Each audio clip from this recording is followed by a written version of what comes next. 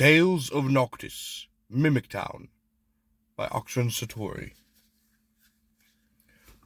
Rattling wood and metal echoed down the stone-walled lined road as a cart hauling 4 people slowly progressed away from a large walled city.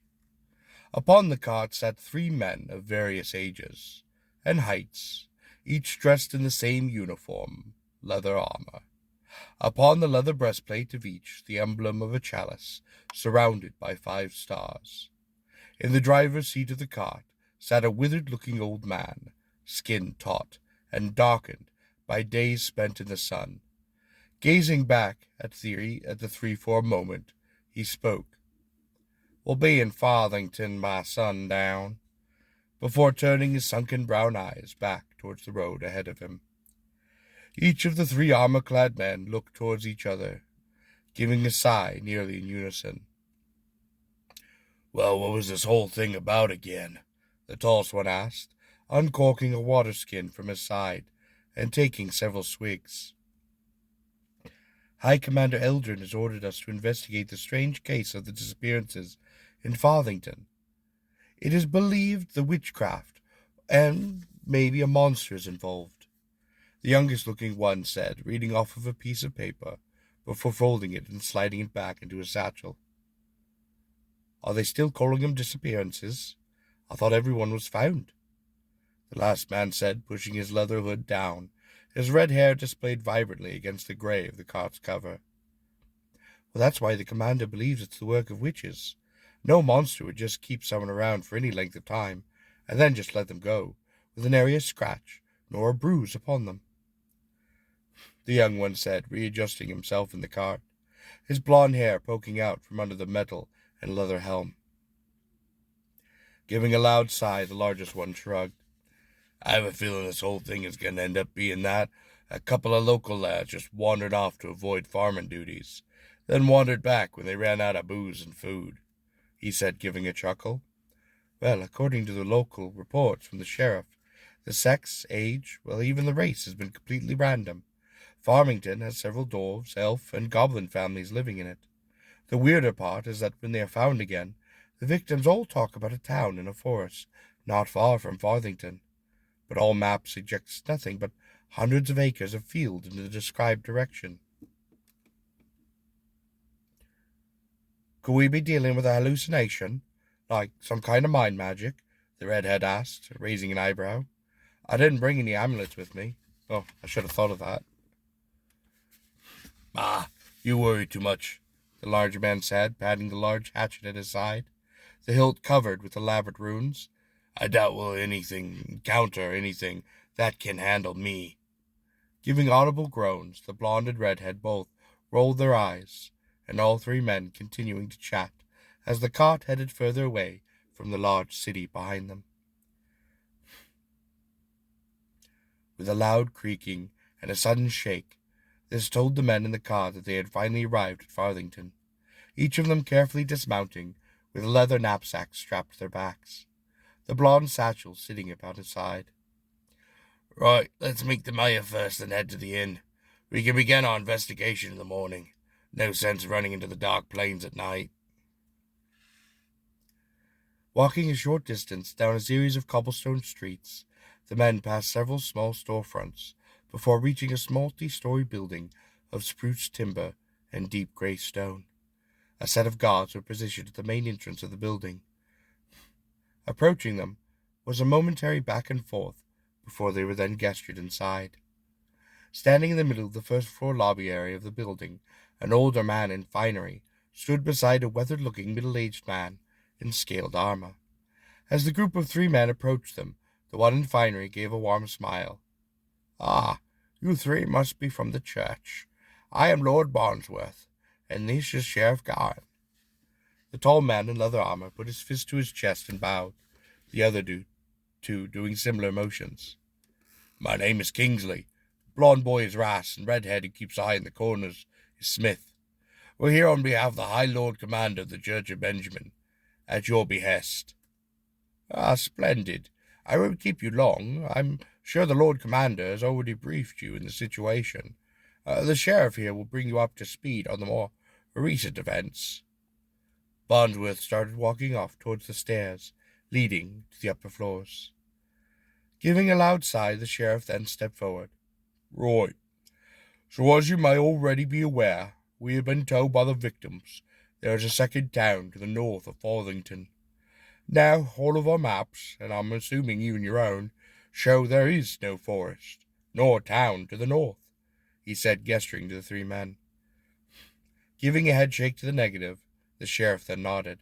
Right, well, yesterday my men and I scouted the northern roads. There now is, in fact, an entire forest to the north, and the road that once ran straight across the plains now veers off into it. He held out a piece of parchment to the men.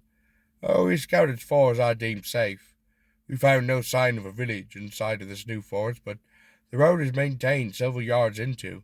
We confirmed as far as our spyglasses would allow. Kingsley then took the parchment, unrolling it and looking over the hand-drawn map. Right, we'll go check in at our room for the night, and by this time tomorrow, hopefully we have an answer to what's going on here.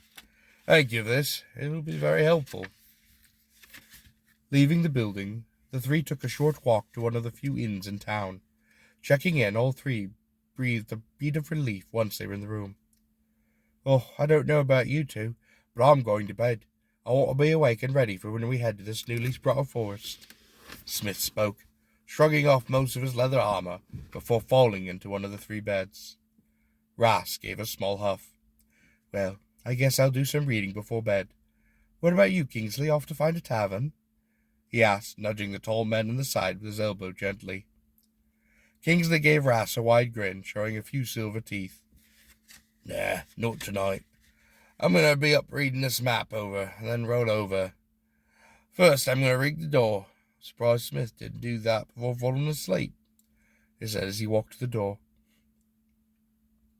Pulling out a spool of yarn from his bag, Kingsley undid a few feet from it, tying one end to the doorknob and stretching it to a table, where he tied the other end to a large glass bottle. There now, we just look the window, he said, flickering the latch on and setting another glass bottle against the pane. Nice and secure. Ras nodded to him as he crawled into one of the unoccupied beds, pulling a large leather-bound tome from his satchel. Kingsley moved to a table and unrolled the sheriff's map, as well as another from his own bag. As the night began to wear on both Kingsley and Ras, they turned in for much-needed rest before their work would truly begin. Sunlight streamed into the room of the three knights, the bright sun outside rising them from their slumber. Each of them woke without so much as a grunt in each general's direction, shifting into their armor lazily. When all three had prepared themselves, they then strapped their bags once more and headed out of the inn. Once outside into the fresh air, Kingsley gave a loud, long yawn, cracking his jaw loudly in the process. Right, we'll eat as we head for the forest. I don't want this taking all day, and if we get done early, we can hit the tavern before tomorrow. Kingsley then spoke, cracking his neck. Smith was already chewing on a sliver of the dried meat as he walked with his comrade. You really think we'll be able to wrap this up before tomorrow? We're talking about a whole forest appearing where none was, he said, before taking a large bite of his ration. Ras rubbed his neck lightly, glancing at the side streets as they headed for the north entrance to the town, his eyes settling on a few locals milling about their morning work. Honestly, with how calm this town is, I don't think it's all a big deal. I mean, if it was some kind of monster, again, it wouldn't have let anyone go. It's not like anyone died, he said as they finally reached the wooden gate of the town's north entrance. Passing by it with no issue, the three men waved for the guards on the post, who gave them a simple nod in return. Blue skies and white rolling clouds above them put all three of the men at ease. A cool breeze blew down the road toward them. Oh, gods below, if this is a day we face evil, Benjamin has certainly given us no sign of it, Kingsley commented, chuckling as he took a bite of bread. Their pace brought the men a moderate distance out of the town before the sun even reached the midday peak, and as it was about to reach its apex, they caught sight of the darkened forest ahead. Dark oaks sprouted in thick masses on either side of the road, a stark contrast to the pines they'd seen in their travels to this spot. The road itself appearing clean and maintained, all three men stayed amazed at the sight, none of them breaching the threshold into the forest proper, as they shifted their weight between feet. I don't think I could feel threatened by some trees, but here I am, not wanting to continue onwards, Smith said, scratching his neck a bit. I feel like we're being watched already, and it's not even midday. Kingsley stared off down the roadways. His hand moved to the hatchet at his side, unclipping the leather latch, keeping it there. Taking a slow single step into the wood, hand on the handle of his weapon, he slowly let out a breath he'd been holding. Silence rang out, and he slowly turned to his comrade. Right, I'm not dead. Let's keep going, he said, gesturing the other two, as he started down the road into the dark oak woods. Smith and Ras nodded silently, watching the sides of the road as they entered. Ras pulling a long shaft of wood with a handle out of his sleeve, and Smith flicking a dagger between his fingers idly. All three men progressed down the roads, watching multiple directions as they walked.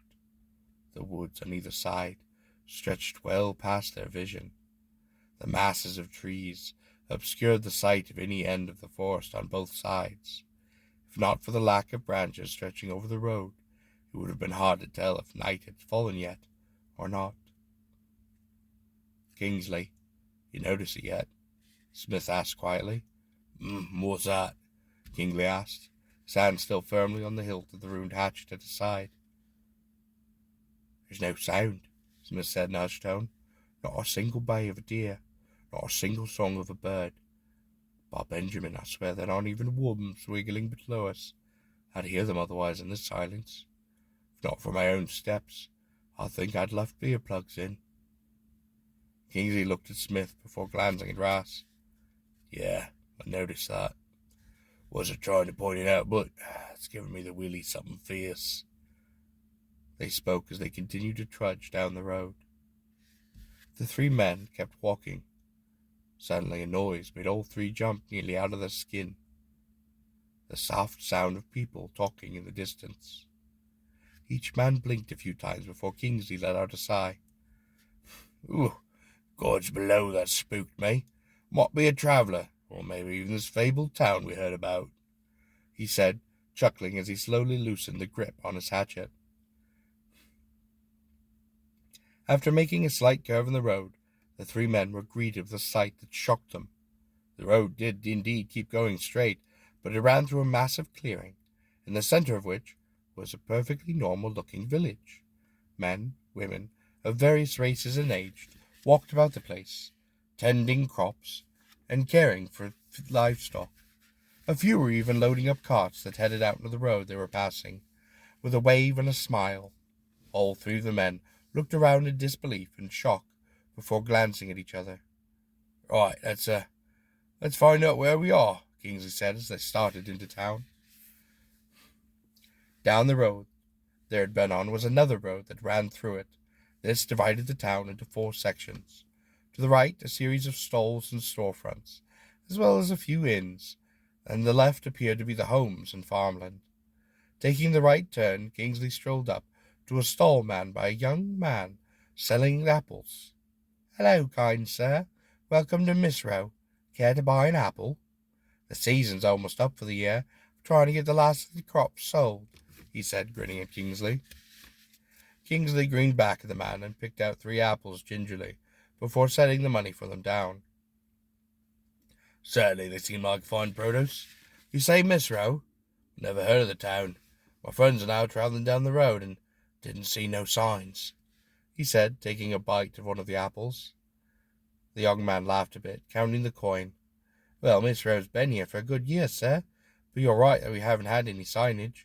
Most trading is done with Farthington, and a few travelling merchants that pass by, he said, leaning on a stall. Kingsley eyed the man up and down, a man with brown hair, brown eyes, his clothes simple, and his hands clean. I see. Well, that would explain our surprise. We're not really from round this part of Noctus, he said, taking another bite of the apple.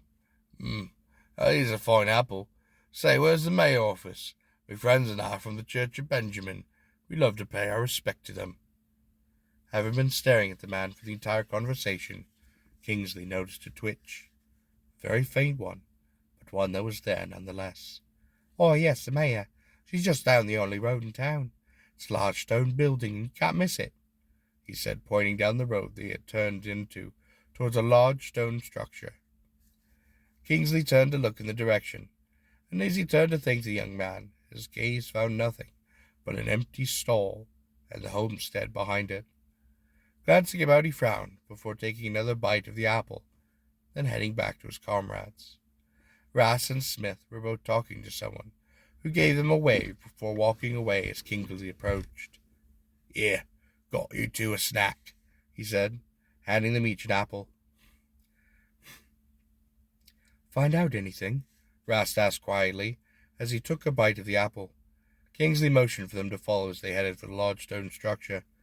"Not quite, but I have a feeling we're not in danger yet," he said, tossing his apple core into a nearby bush as they approached the large stone structure.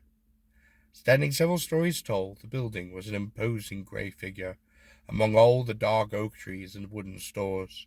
Each window was high and set with thick glass. The door was thick and reinforced with a wrought iron.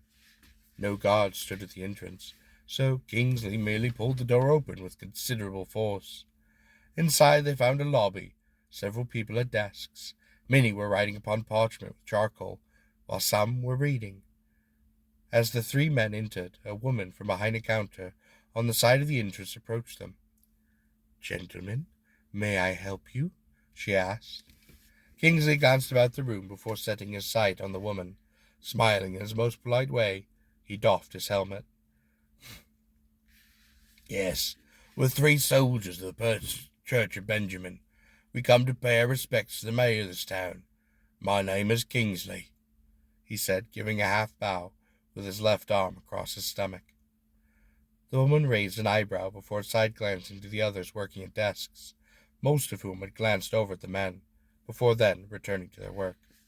"Well, this is unusual. My name is Glenda. I am the mayor of this village. For what reason would the church have to send 3 fine soldiers here?" she asked, running a hand through her raven-black long hair. Kingsley made a small gesture with his hand. "To be completely honest with you, we're investigating a small town near here called Fothington. They've made many claims that there have been disappearances, only to have the same people reappear, speaking about town in a dark oak forest," he said, gesturing about himself. "It seems to fit the description of your own little village." Glenda kept her eyebrows raised. "I see. Are you accusing my town of harboring kidnappers? Or," she asked, crossing her arms in front of her, her long flowing robes bunching up as she did. "If I'm being honest about the situation, I'd have to say no. I think those who disappeared made their way here, lost track of their own senses, and went back home after a time. No one's ever harmed, nor did they even speak unkindly of the place," Kingsley said, giving a small grin.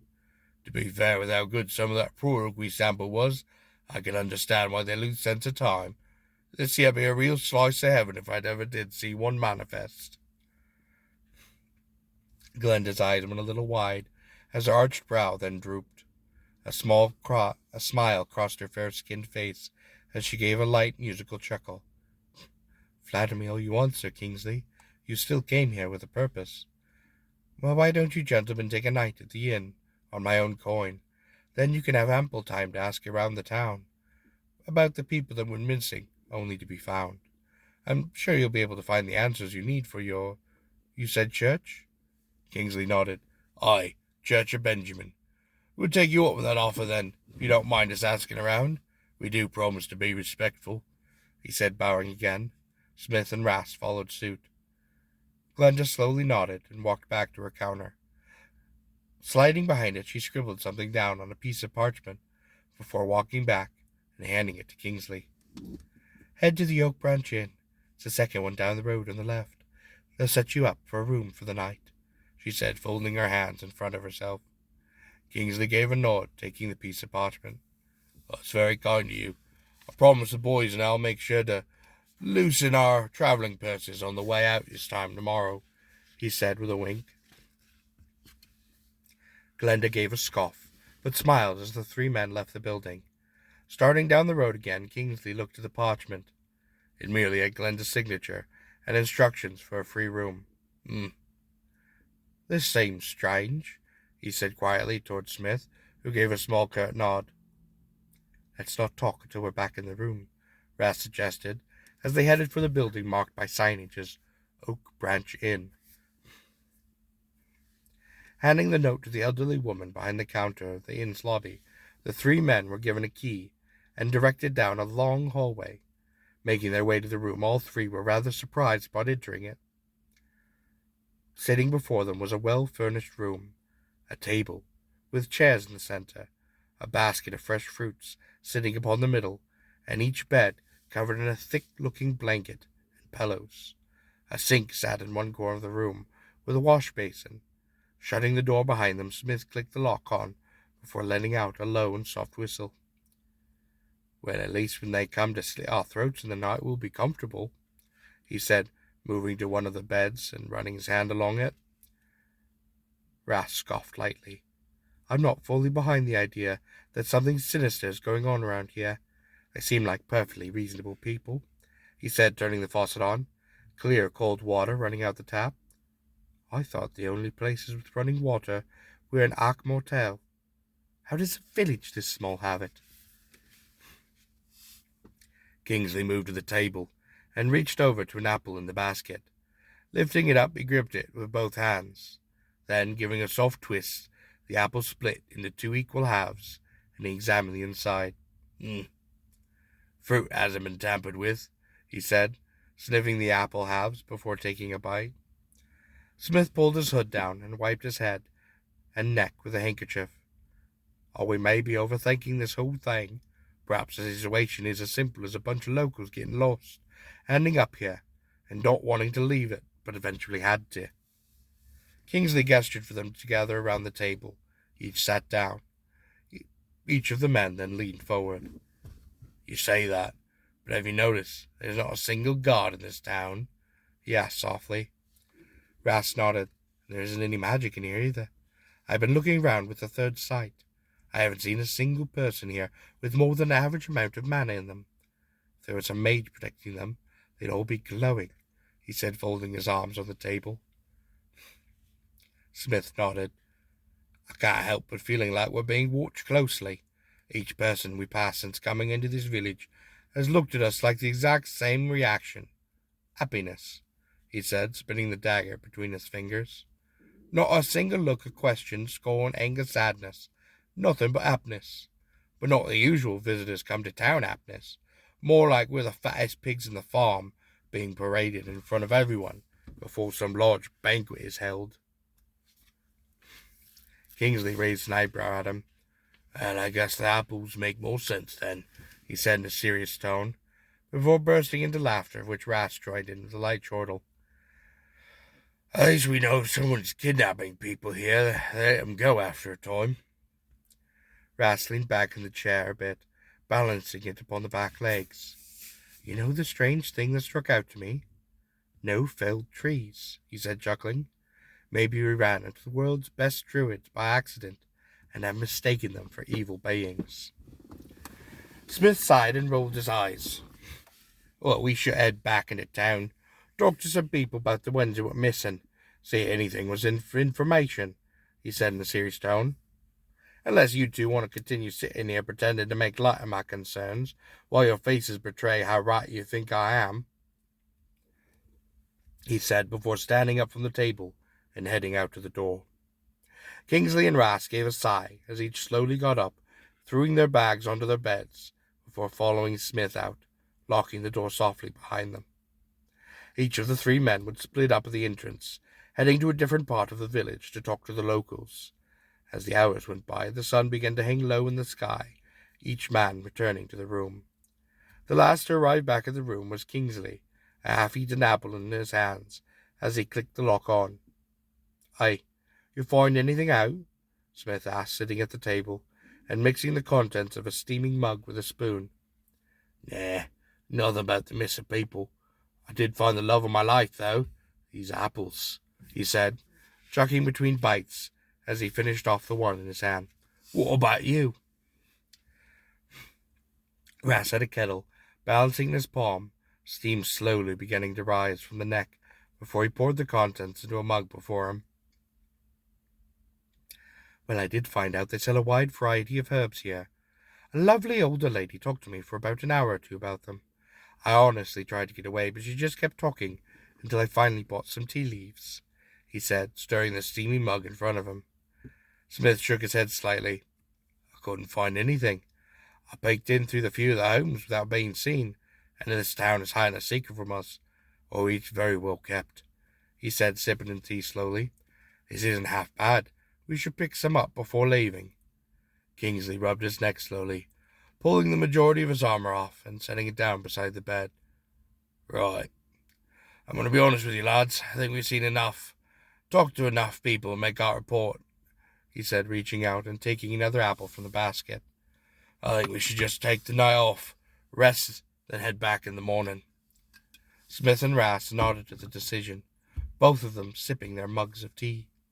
As the evening wore on, all three men got out of their armor and began to mill about the room, the basket of apples now full of cores, as Kingsley began writing upon a piece of parchment. All right, this should make High Lord Commander happy. We'll be more pleased if we didn't have to be paid for more. About 2 days' ruining, too, he said with a light grunt as he stood from the chair, stretching his body. Smith yawned loudly as he shifted on the bed. Don't forget to set the alarm before you fall asleep. Well, as much as we trust the place, it's better safe than sorry. He then spoke, turning over and pulling a blanket up over his body. Ras stretched in his chair, tilting left and right before he closed his leather-bound tome. I might ask Glenda about the guards thing. Who knows? Maybe they need some right now, and we can get jobs here instead of dealing with the church's errands. He spoke, standing there and heading for his own bed, crawling in under the blankets.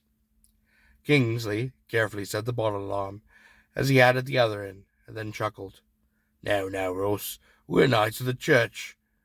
We have our oaths we serve, with higher powers after all, he said, yawning loudly as he headed back for his own, each of them swiftly falling asleep in the thick beds. As the night wore on, the moon sat halfway up the sky, each of the three slumbering men peacefully dreaming. However, a faint rattle of the alarm bottle sat up, drew Kingsley up from his slumber immediately. Drawing his hatchet, he turned towards the door, his eyes slowly adjusting to the darkness around him, the candlelight having been blown out by Ras simple hours ago. Carefully throwing the blankets down, he took a step out of the bed, heading towards the door at a creeping pace. Once again the bottle rattled, as if the strings attached to the door were being tugged, but as he approached it fell silent once more. Pausing where he stood, Kingsley took a moment to hold his breath, not daring to make a sound. A thin metal blade slowly came out from the crack between the door and the wall and sliced the string in a single silent moment. Kingsley softly raised his hatchet and gave a brief mutter of words, causing the runes on the weapon to come alight. The soft metallic rattling came from the door before it began to open. Kingsley then charged the door, swung it open with a wide hatchet, now glowing bright enough to illuminate the room and the hallway beyond.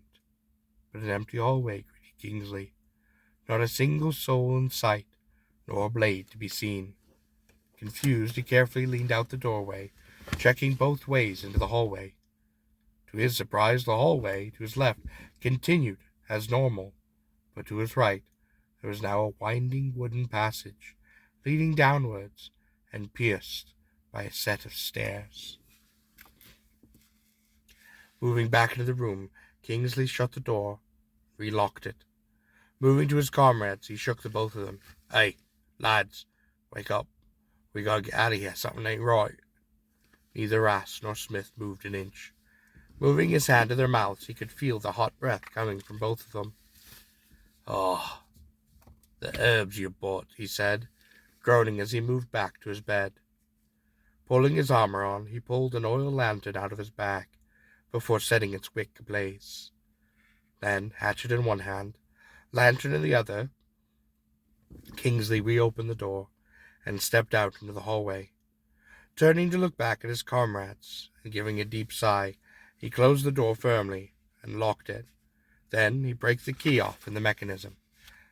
Facing the stairs that led down, Kingsley kept his hatchet ready and proceeded downwards.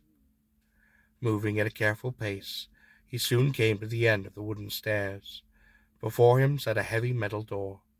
Running his hands over the metal surface, Kingsley set his hatchet back in its holster.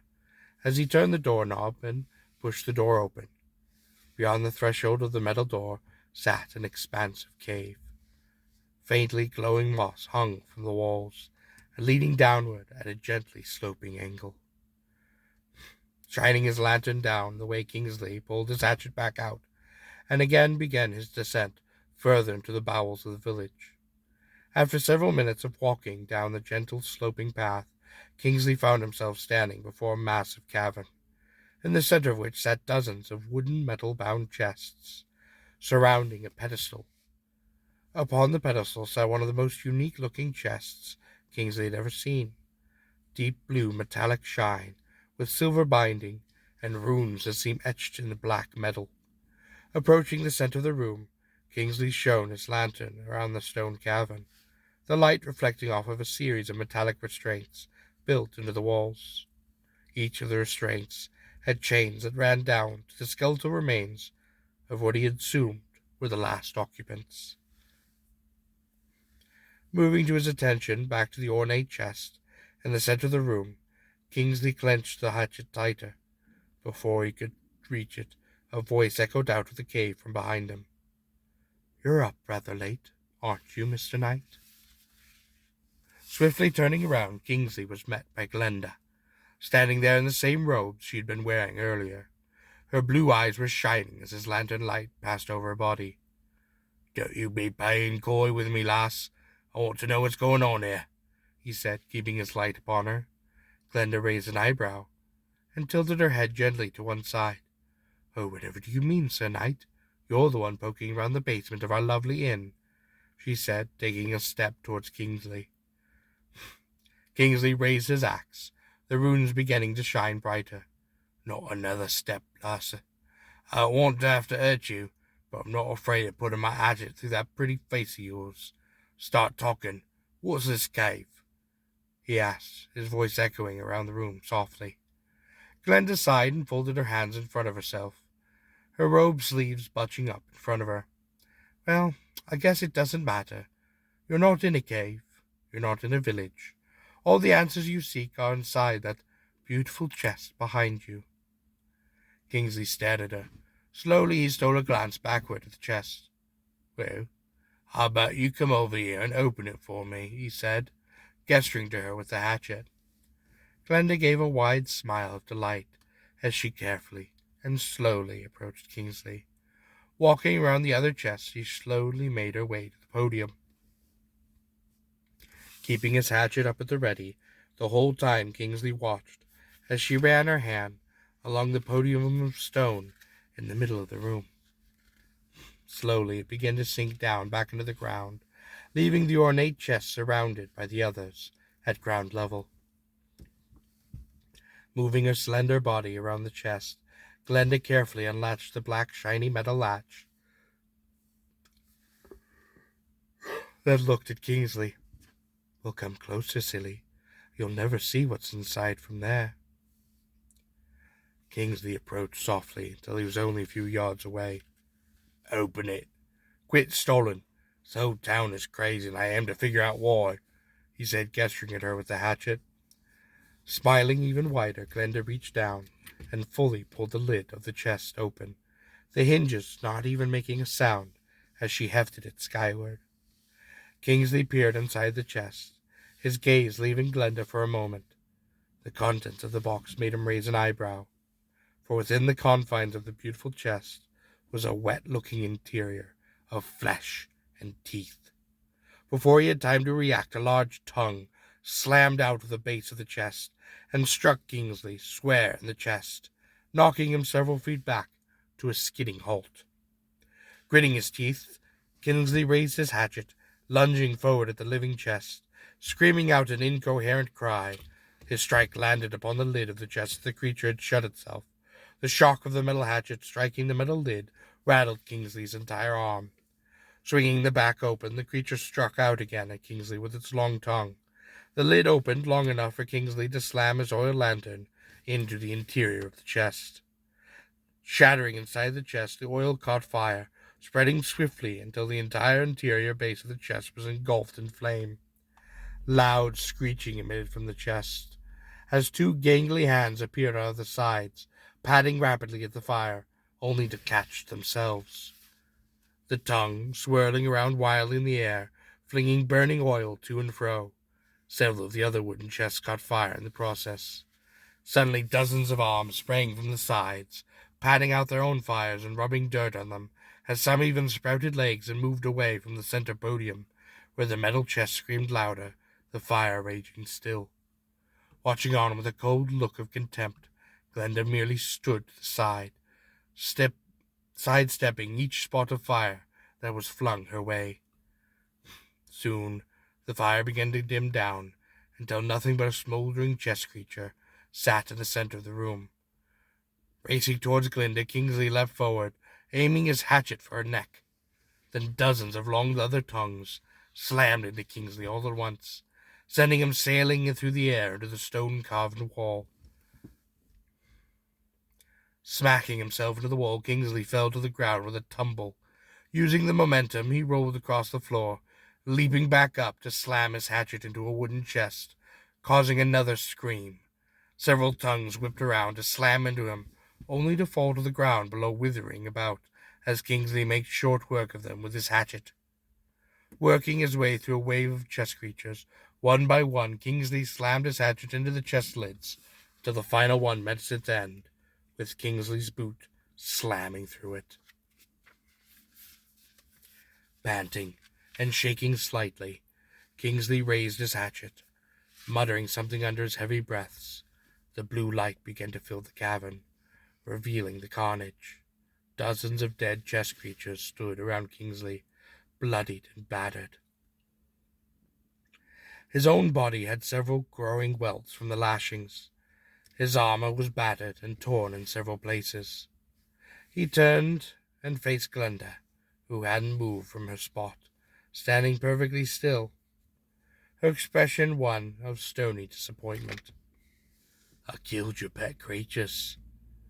What are you doing with mimics?" he asked slowly, approaching her. Glenda did not move as he approached, even as he stood at arm's length from her. Her eyes merely moved up to his own. They weren't just mimics. They were freshly spawned children of our master's brood, some of them even my own, she said, sighing deeply. "It's going to take quite some time to produce that many nude brats." Kingsley stared at her. "What do you mean? Mimics don't breed with non-mimics. They only breed with others of their own kind." Bringing the hatchet up, he looked her face over. "But that would mean you're a mimic," he said before the light of his hatchet grew brighter. Glenda's expression changed as the light grew. Turning her head away from it, she took a step away, only to be stopped by Kingsley grabbing hold of her neck. Glenda's hands gripped his wrists in vain, as he forged the hatchet closer and closer to her face. The light of the enchanted axe drew off her visage, her skin beginning to peel away, like cracked paint. Underneath her peeling skin was dark oak wood.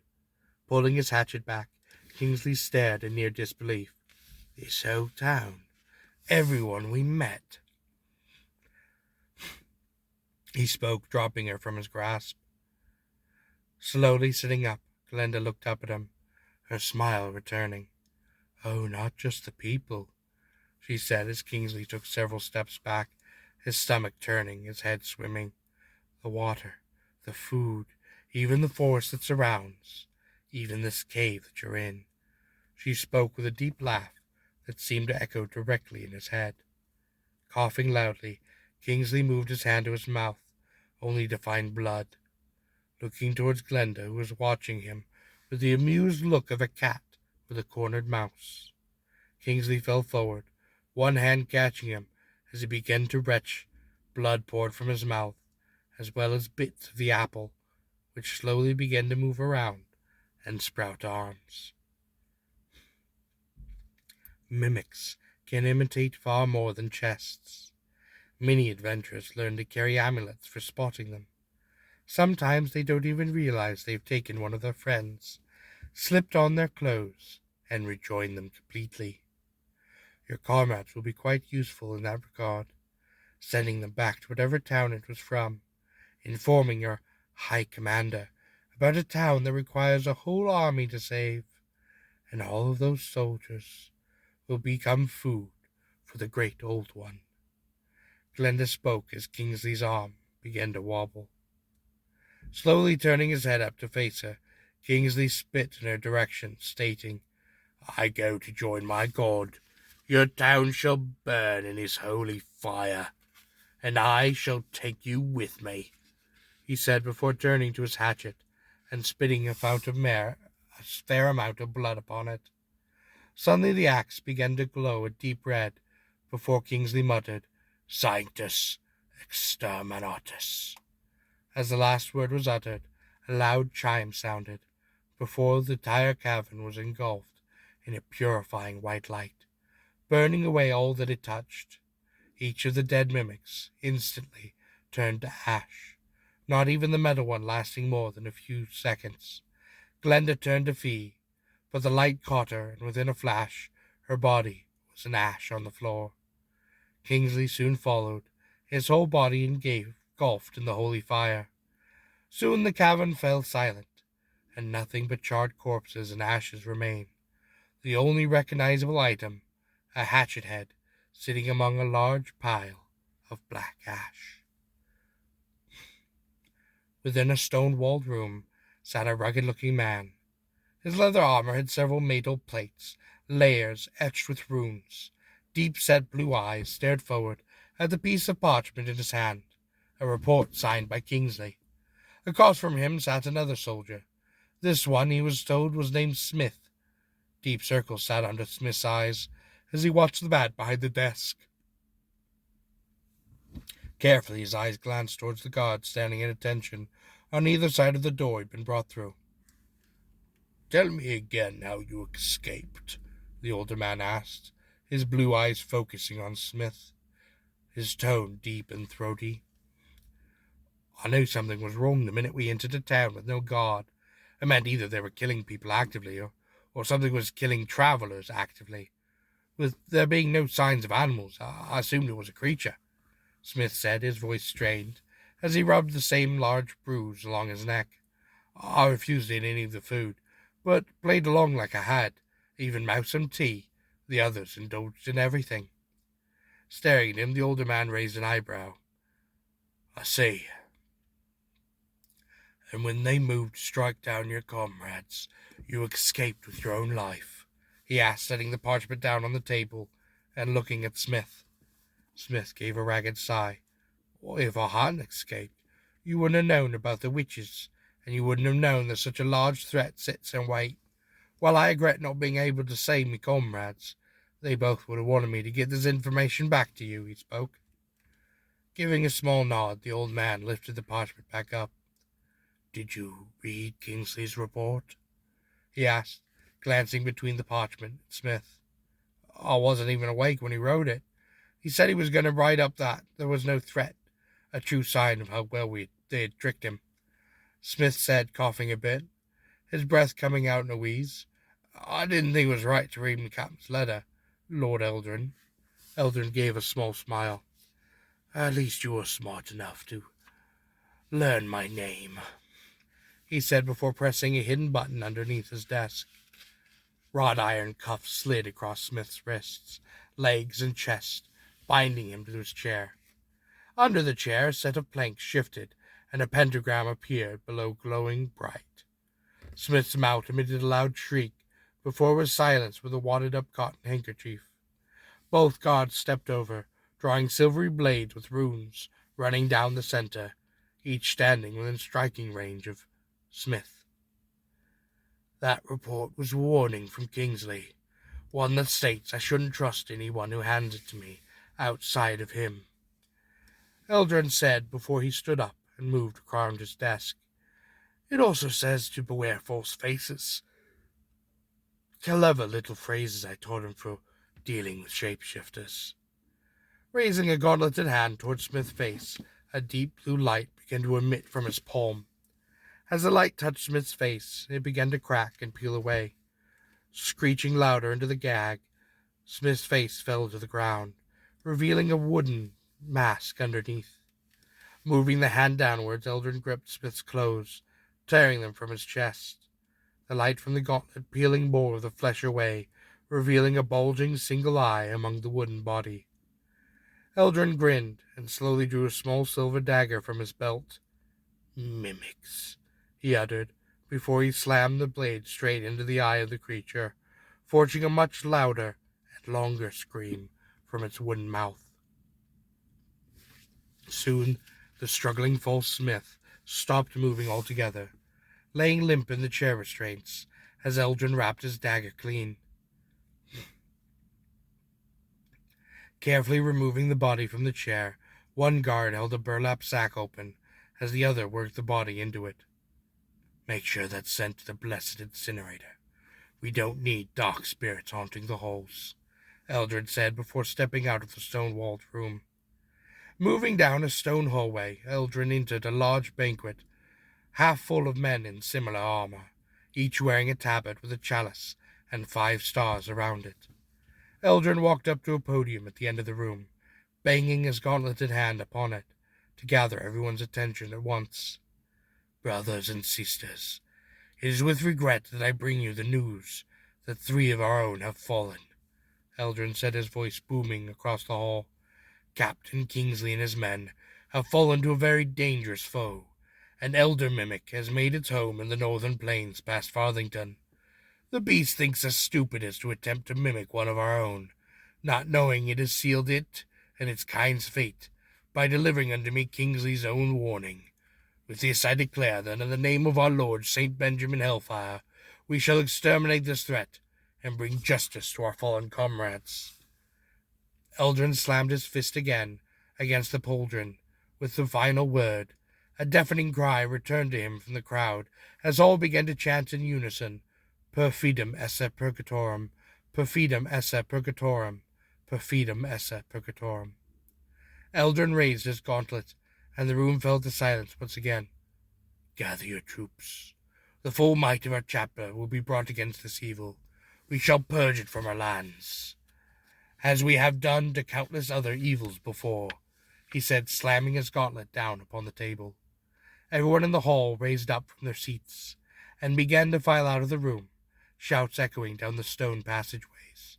Strolling down from the podium, Eldrin began to head down the same passageway as the others, his taunt-worn face cracking into a wide, toothy smile as he exited the building. That was Tales of Nocturne, Mimic Town, Part 1. Part 2 is The Cleansing of Mimic Town. You can buy either the hard copy or just the PDF at Oxford Sartor's Amazon. I'll try and remember to put a link down below. He is writing several other dark fantasy books under the Tales of Nocturne. He's a small indie author trying to get his foot in the door. Let's all give him a look. Maybe you'll like some of his works. Have a wonderful and blessed day.